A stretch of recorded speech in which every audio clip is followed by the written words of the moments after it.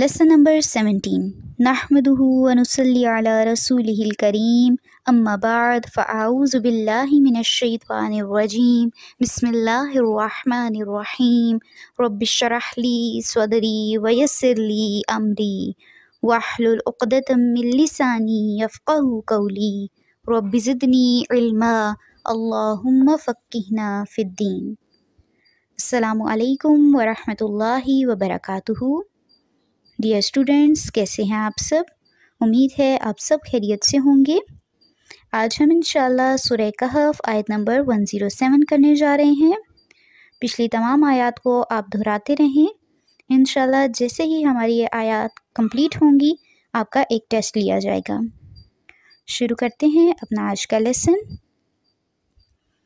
اعوذ باللہ من الشیطان الرجیم بسم اللہ الرحمن الرحیم.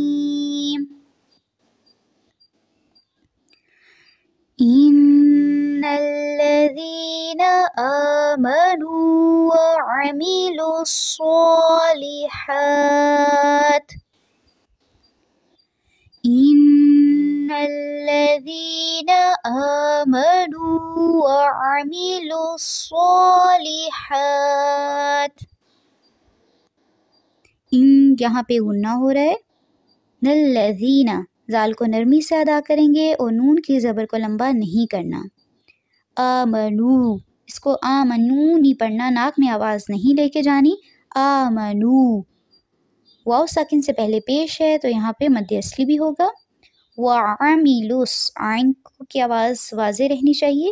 وعملوا الصالحات صاد پہ کھڑی زبر ہے، اس کو تھوڑا سا لمبا کریں گے. ہا پہ بھی کھڑی زبر ہے، اس کو بھی تھوڑا سا لمبا کریں گے.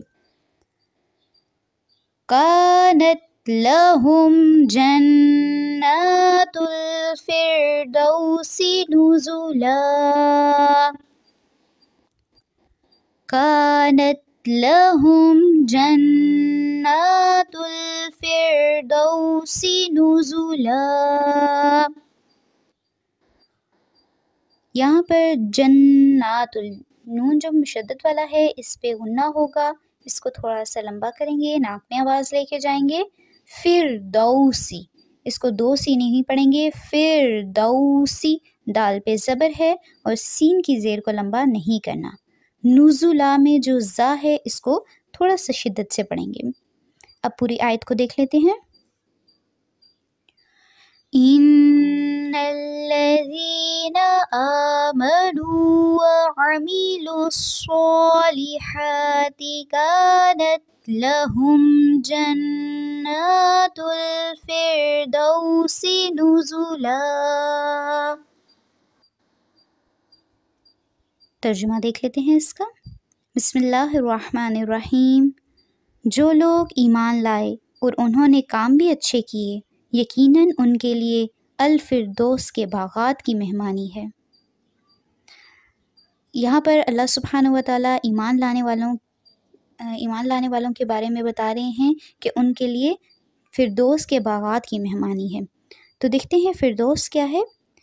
فردوس جنت کا سب سے اعلیٰ درجہ ہے.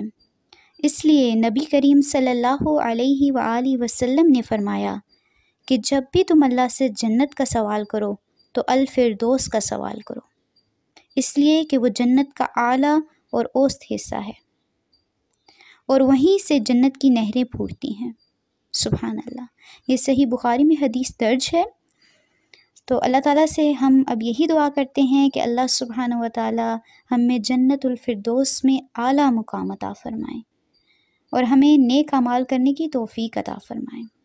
آج کے لیے اتنا کافی ہے.